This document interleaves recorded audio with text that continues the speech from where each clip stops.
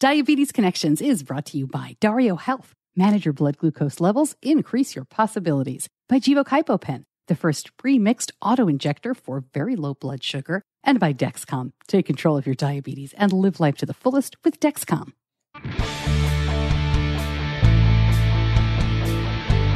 This is Diabetes Connections with Stacey Sims.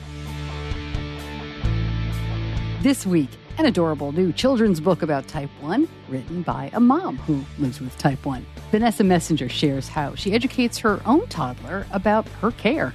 I would definitely narrate of, okay, now mommy is taking her Humalog. This is her insulin that she needs because her sugar is a little high, or things like that, just so that they can kind of be introduced as early as possible to it. But I imagine as she gets older, I'm hopeful that it's something that she will have a background on because we've been talking about it so often. Vanessa actually has two very young children, that 15-month-old and a newborn. And if you're doing the math, yes, they were both born during the pandemic. Vanessa talks about what that has been like and a lot more, of course, about her new book. This podcast is not intended as medical advice. If you have those kinds of questions, please contact your healthcare provider. Welcome to another week of the show. Always so glad to have you along. We aim to educate and inspire about diabetes with a focus on people who use insulin. I am your host, Stacey Sims. And as you know, my son was diagnosed with type 1 right before he turned 2. We read many children's books to both of my kids. I have a daughter who's 3 years older than Benny. And of course, a lot of those books were about diabetes. And frankly, a lot of the books that didn't have diabetes kind of became about them just because it was such a part of our life. So anytime he'd see anybody with a belt, like a tool belt, Bob the Builder obviously had diabetes. Why else would he wear a belt with stuff on it? Because Benny had a belt with a pump on it. So when I talk to children's book authors, it just always makes me happy because those books that we read really brought us so much joy and they were so much fun. And there are so many new ones, of course, now. When I talk to book authors, as you know, I like to talk about more than the book. I like to be nosy and ask other kinds of questions. So I was really happy when Vanessa, who was diagnosed with type 1 as a young adult in 2010, agreed to share some of her experiences about pregnancy and having young children. And it wasn't until we started the interview, you will hear me realize this, that I understood that she'd had those babies during the pandemic. Her first child was born in the summer of 2020, her second in late September of 2021. In fact, she had to reschedule our first interview because her water broke. Oh my goodness. The book is adorable, of course, and I will link it up. It goes on sale this week. It is called Teddy Talks, a positive story about type 1 diabetes. But positive is spelled Paws-itive, P-A-W-S, like little doggy paws. It's a teaching book about diabetes, and it uses Teddy the dog to help get that message across. So a lot more about the book, a lot more from Vanessa Messenger in just a moment. But first, Diabetes Connections is brought to you by Gvokypopen. And our endo always told us that if you use insulin, you need to have emergency glucagon on hand as well. Low blood sugars are one thing. We're usually able to treat those with fast-acting glucose tabs or juice, but a very low blood sugar can be very frightening, which is why I'm so glad there's a different option for emergency glucagon. It's Gvokypopen. Gvokypopen is pre-mixed and ready to go with no visible needle. You pull off the red cap, you push the yellow end onto bare skin and hold it for 5 seconds. That's it. Find out more. Go to diabetes-connections.com and click on the Gvoke logo. Gvoke shouldn't be used in patients with pheochromocytoma or insulinoma. Visit gvokeglucagon.com/risk. Vanessa, welcome to the show. It's great to talk to you. How are you doing? I'm so good, Stacey. Thank you for having me. We have had our hands full. It's been super busy, as you can imagine, but I'm so happy to be talking to you today. You have a 15-month-old and a 15-day-old as we are talking tonight. I cannot believe you took time out. I'm so grateful that you're sharing your story with us tonight. Can I be nosy and ask, how's the little one or the littler little one sleeping? How's everything going? How are you? Of course. Yeah. You know what? I'm so grateful. He is sleeping really well. We're, waking up every 3 hours for the feedings, but according to the pediatrician, these newborns right now sleep 20 out of the 24 hours a day. So it's a nice transition to, having 2 under 2. So far, so good. I have lots of nosy questions because as someone who lives with diabetes, you've been through 2 pregnancies. Now you have 2 kids. I know there's a lot that I want to ask you that I know my audience will be interested in. And we want to talk about your book.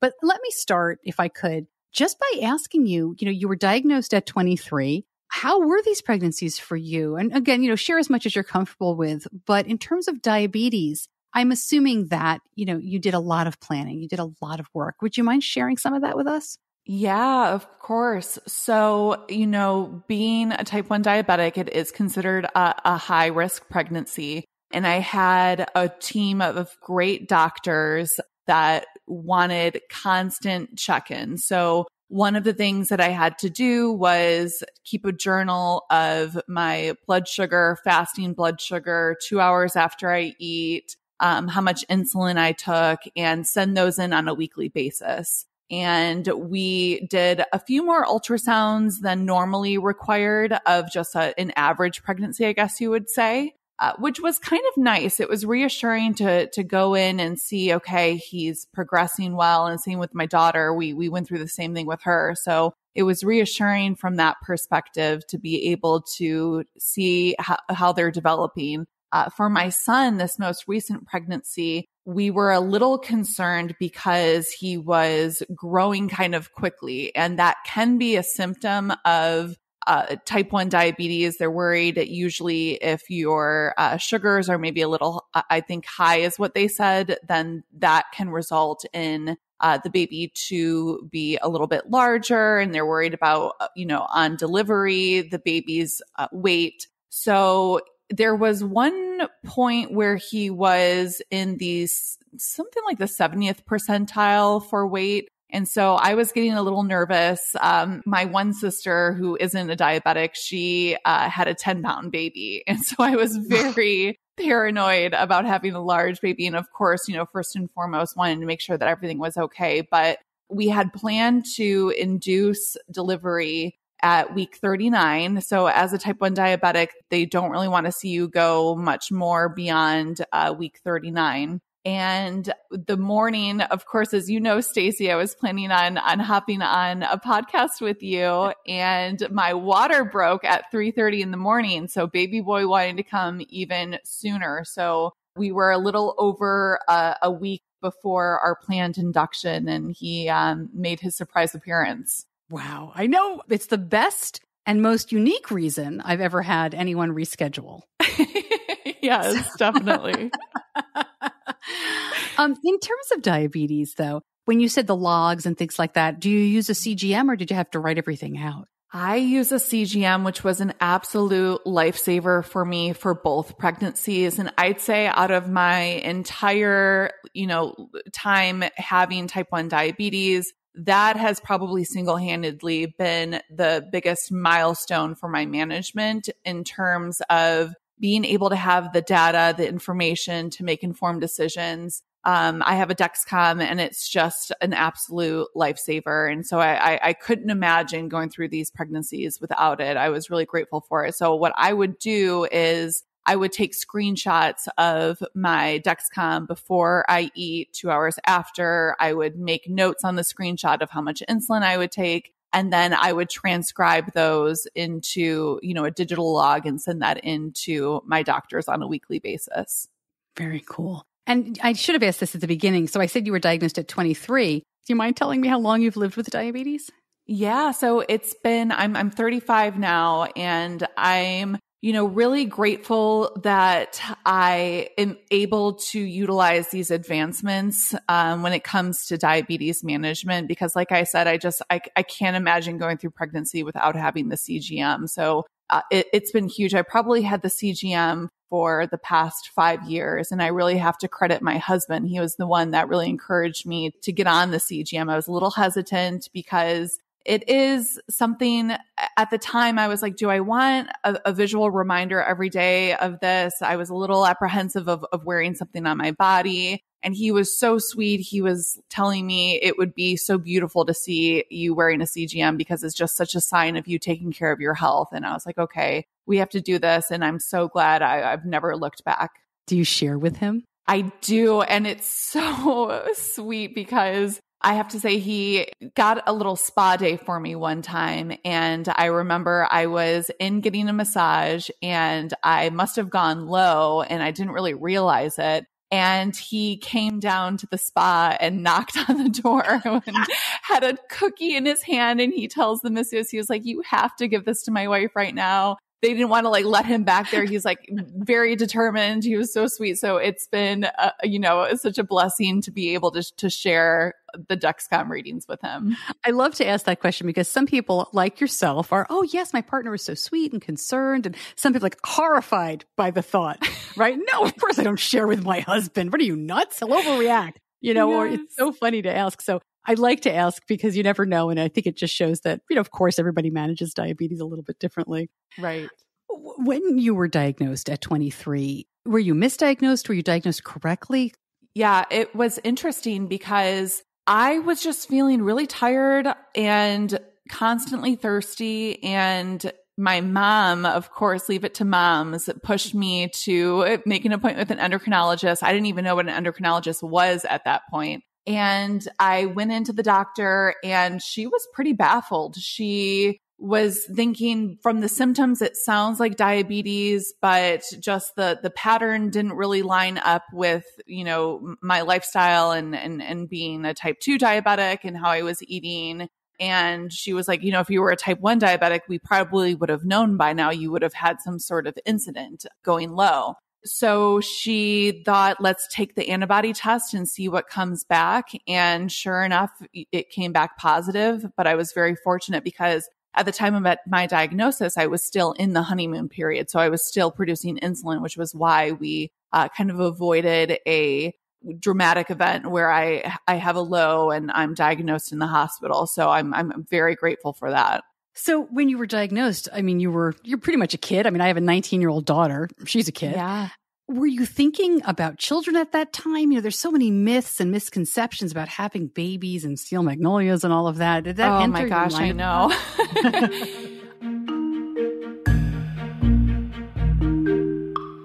Right back to Vanessa answering that question. But first, Diabetes Connections is brought to you by Dario Health. And we first noticed Dario a couple of years ago at a conference. And Benny thought being able to turn your smartphone into a meter was pretty amazing. I'm excited to tell you that Dario offers even more now. The Dario Diabetes Success Plan gives you all the supplies and support you need to succeed. You'll get a glucometer that fits in your pocket, unlimited test strips and lancets delivered to your door, and a mobile app with a complete view of your data. The plan is tailored for you, with coaching when and how you need it, and personalized reports based on your activity. Find out more. Go to mydario.com/diabetes-connections. Now, back to Vanessa answering my question about what it was like for her at diagnosis. And we were just talking about steel magnolias.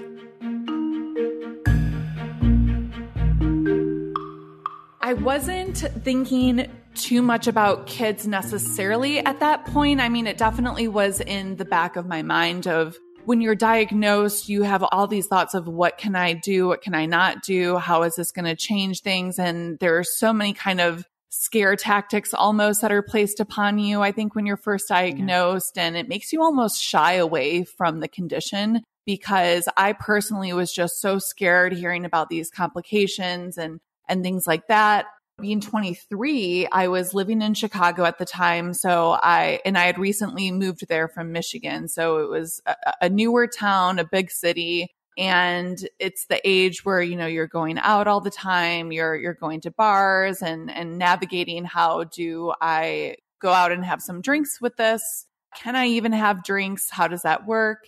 And so it was a lot of information overload and really just trial by error. So just figuring it out for myself. I always kind of say it's an art and a science. I think the management is how I view it, at least, because, if you're doing carb counting and things like that, there are times where I'm having 0 carbs, but my sugar is spiking because I just did a really intense workout, or I'm stressed and how that affects my blood sugars. And especially with pregnancy, fast forward to my 2 pregnancies, the part that hormones play on your blood sugar, I just constantly had my CGM glued to me at all times. It was a lot to navigate, and it was something that really developed over time, my, I guess, kind of comfortability with managing type 1 diabetes.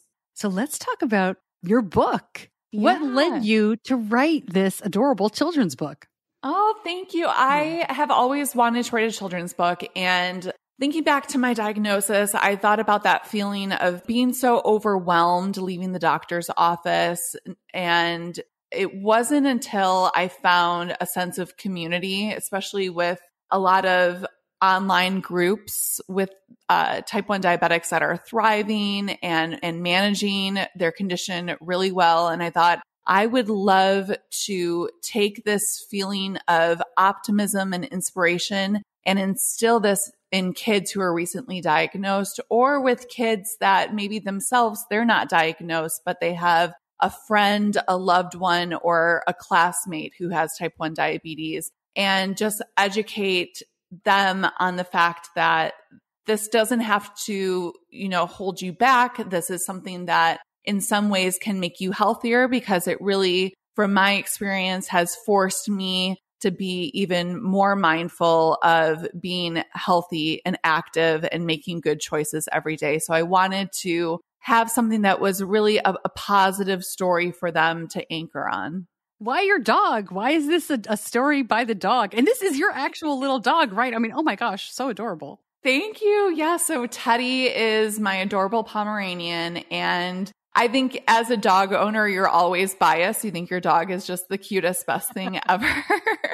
But I thought, who better to tell this story than someone who, isn't themselves a type 1 diabetic, but is seeing it day by day and really is involved in the management of his human's type 1 diabetes. I thought that it was a good vehicle for an adorable puppy to kind of be the mascot behind the story and have the point of view of almost a caretaker in some ways. I'm sorry. It's so funny because I got an advanced copy of the book and I read the book, and the book's really cute, and we'll talk about the story. But at the end, I was like, this is a real dog. Like, this dog looks like a toy. Yes, it's so funny because I love taking him out about town with me, and people at first think that he's a stuffed animal because he's super chill. And so they almost get taken back and a little scared when he moves, because they're like, oh my gosh, I thought you were just carrying around like a little teddy bear. I'll put a picture, in the, I don't know if I can do that with the show notes, but definitely with the Facebook group at Diabetes Connections, the group. But this little dog, like you said, this Pomeranian, looks like a little snowball of a dog, and is just too cute. The idea here is very much kind of to teach people about diabetes, right? You talk about eating healthy foods, staying active, the monitor and beeping. Is this the kind of book you think people are going to take to school? People are going to show their friends, that sort of thing?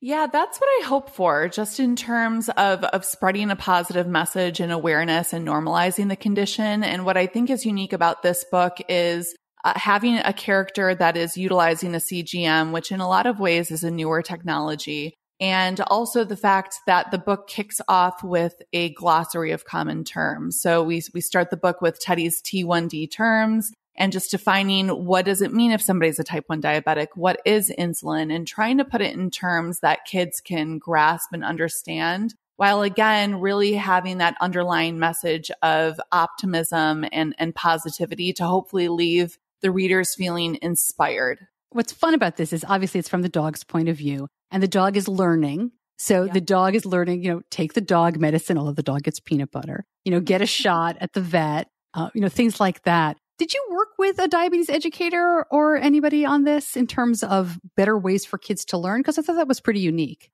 Oh, thank you so much. I definitely collected a lot of feedback throughout the writing process. I wouldn't say that I worked with a diabetes educator specifically, but I, reached out to parents of kids that are type 1, people themselves that are type 1, got some feedback from online communities, and really just wanted to have a collective perspective on where the direction that I was taking the book. One of the questions I have, and again, this is not meant as criticism or anything, but it did strike me that you talk about a score. She's checking her score. Yeah. Is that terminology that you use instead of her blood sugar number or her glucose number? Yeah, that is a really great question. So I wanted to put a almost fun spin on it for kids. And so, we talk about score, which of course is referring to the blood sugar, the glucose level. And I thought would this be a way that kids can better understand and be less intimidated? Instead of, using the word blood, I tried to actively stay away from kind of the word blood throughout the story. And so I thought using Score as a pseudonym was a good way of making it a little more playful and something that the kids could maybe understand a little bit better and be less intimidated by. I'm curious too, you are an adult who lives with type 1. You have 2 little kids now to whom I imagine you will be reading countless bedtime stories like all of us did. Yeah.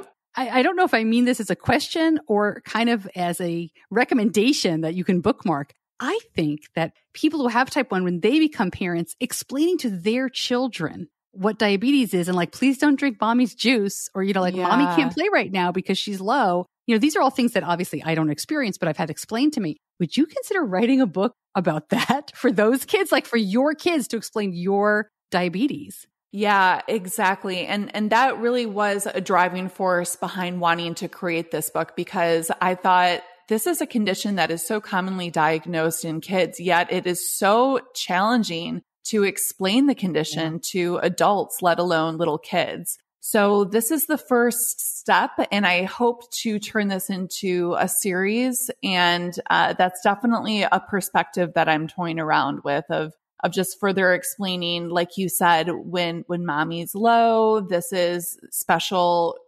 candy juice that she needs, and just tackling that for kids with, again, having that kind of positive underlying message. How do you explain to, I imagine your 18-month-old, you've talked a little bit. I'm trying to remember what the comprehension level at that age is, but yeah, they're having conversations. They're getting the gist of things. How do you explain it to your 18-month-old?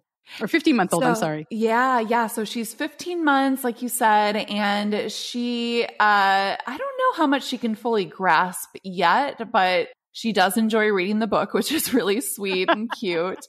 And I always try to, ever since she was born, the speech pathologists always say, narrate your day, be a sportscaster, so they can try to understand and develop their language as early as possible. So I would definitely narrate of, okay, now mommy is taking her Humalog. This is her insulin that she needs because her sugar is a little high, or things like that, just so that they can kind of be introduced as early as possible to it. But I imagine as she gets older, I'm hopeful that it's something that she will have a background on, because we've been talking about it so often. But I think that this book would be a great resource for us to anchor that conversation on. Yeah.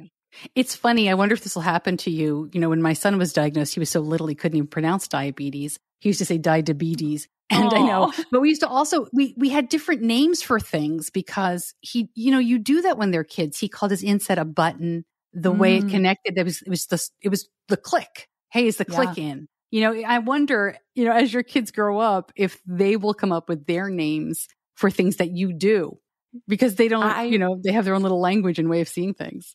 I know, exactly. And, that was kind of going back to what we were talking about of calling, instead of blood sugar levels, calling it scores. That was really the mindset there. And so I'm curious to see what they will have to say, because, when they see daddy helping mommy put her Dexcom in and they hear that large click, like what are they going to think, and how are they going to kind of reconcile that?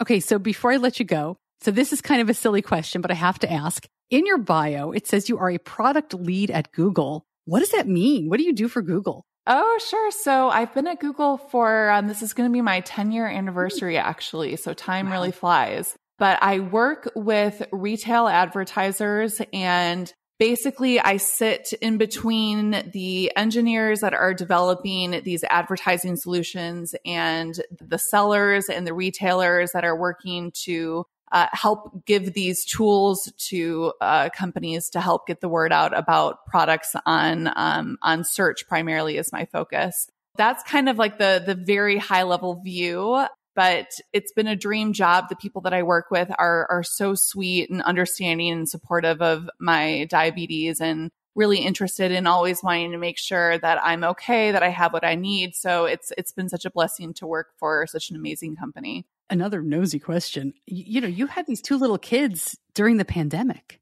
Yeah. How are you guys doing? I mean, what had that been like? In some ways it was almost better because we didn't have much, fear of missing out of stuff. And there wasn't really a whole lot going on. The one scary thing was we weren't totally sure that my husband was going to be able to be in the delivery room with me. And that was really nerve-wracking, especially for my firstborn. And we were so relieved when we found out that he could be in there with us. He was the only person that was allowed to be in there with me. We weren't able to have like a doula or anything like that. We weren't able to have any visitors. So my family was really anxious to meet the babies. But for the most part, it's been kind of nice to just be on an island and focus on getting into a routine and bringing the babies home and all of that. So it's had some silver linings for sure. So just to be clear, your first child was born the summer of 2020? Yeah. So really at the height of things. And we didn't imagine that 15 months later, we'd be in the same situation. So it was really wild. And in some ways, the protocols were even more strict for our second child. There were a few ultrasounds that my husband wasn't able to accompany me on, which was really wild because, at that point the vaccine had come out and all of that. So we would have thought that maybe the restrictions would be a little lighter, but they actually were more stringent the second time around. Wow. Didn't occur to me until well into the interview, obviously, but that's amazing to me. Because I've always said, I can't imagine having little kids during the pandemic, but you didn't have little kids until the pandemic. Exactly. Yeah. And it was really good timing as far as if I'm ever going to write a children's book, being on maternity leave, being in the middle of a pandemic, there is no better time. There wasn't really much else taking up my schedule at that point. So it was a good passion project to really pour my heart into. All right. And how is Teddy doing with the babies? He is so good. He's really sweet. He loves to be involved, and he's been like that ever since the pregnancy stage. He was getting up with me in the middle of the night when the pregnancy insomnia kicks in, and he's just, very, very in tune, I think, to the emotions of a new mom. And if I'm ever feeling stressed or overwhelmed, he's by my side and he's a good anxiety relief. I should have asked you this at the beginning of the interview. What kind of technology do you use? You've mentioned the Dexcom. Do you use an insulin pump? Or are you on shots? I am on shots. So I'm just doing manual injections with the CGM at this point. I think that's it. Was there anything that I missed that you wanted to make sure to mention? First and foremost, we just want to really get this book out to as many families that can benefit from it. And we're so grateful to be working with Diabetes Youth Services, which is an independent nonprofit organization. And they're doing amazing work to provide educational and supportive services for young people living with type 1 diabetes in Ohio and Michigan. And then we're also donating a portion of the proceeds to benefit clinical trials underway at the immunobiology lab at Massachusetts General Hospital. So Dr. Fossman and her team are advancing the understanding of the role of the human immune system with autoimmune diseases such as type 1 diabetes. So we're really thrilled to be working with them. Well, thank you so much, Vanessa, for joining me, for sharing your story, for sharing your adorable dog and your adorable children and your book. I really appreciate you coming on. Thank you so much, Stacey. It's been such a pleasure. I really appreciate it.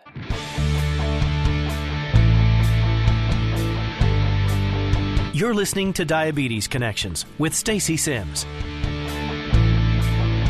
More information about the book, about Teddy Talks, and where you can get it, that is at diabetes-connections.com, along with the episode homepage and transcription. Every episode since 2020 has that transcription. So if you know somebody who would rather read than listen, please send them that way. I also like to point out we have a very robust search at diabetes-connections.com. And if you're looking for more information about pregnancy, we've done several episodes with excellent information. I've got great guests. It's not coming from me. And I hope you can search those up because they're really valuable. And the information about pregnancy changes. It's changed a lot in the last 20 years. And certainly the community has filled in a lot of the blanks and has a lot of great information as well over the last 5 to 10. So again, there's a search box on the upper right side of diabetes-connections.com. And I hope you can search that out if you're looking for more information. Diabetes Connections is brought to you by Dexcom.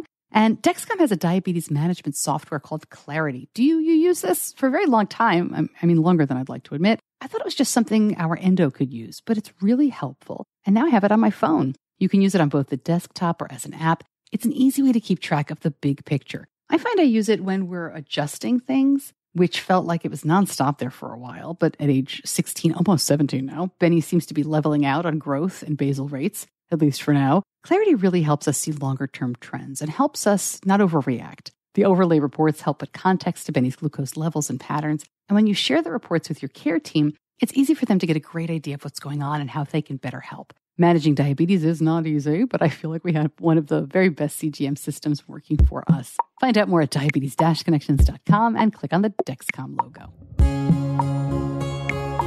As you are listening, if you are listening when this episode is first released, I am on my way to Scottsdale, Arizona for the She Podcasts Conference. I'm so excited about this. I'm so happy they're able to have it. I uploaded my proof of vaccination and we're being really cautious and all of that. Half of this event venue is outside. So I feel really good about it, or as good as you can feel right now about these things. And I'll be honest with you, I really need this. After the cancellation of the Friends for Life regional conference this month, which it bummed me out. I mean, I like you, if you've been to these events, I got the Facebook memories that came up, and I didn't realize how much I need and miss those in-person connections. So hopefully we'll be able to do it in the spring, and JDRF will start meeting again in person. But I'm so excited to have this She Podcasts conference to go to. I've been working really hard with them. I've been helping them sell sponsorships, and I have my own presentation that I'm doing there. So if you follow me on social, I'll be posting a lot of stuff about it. I hope it goes well. I will also be doing my newscast, Diabetes Connections in the News, from the hotel. So if all goes well and I have decent Wi-Fi and I haven't forgotten to pack my microphone, I'll be doing that Wednesday of this week at 4:30 Eastern time. So that'll be 1:30. Oh my gosh, I didn't even think about the time zone change. Well, we'll see what happens with that. Oh my goodness, Stacey. Got to reset my calendar. Thank goodness Apple does it for me on my phone. Well, we'll see what happens. I always have the wonderful help of my editor, so thank you to John Buchanan from Audio Editing Solutions. Thank you so much for listening. I'm Stacey Sims. I'll see you back here in just a couple of days. Until then, be kind to yourself.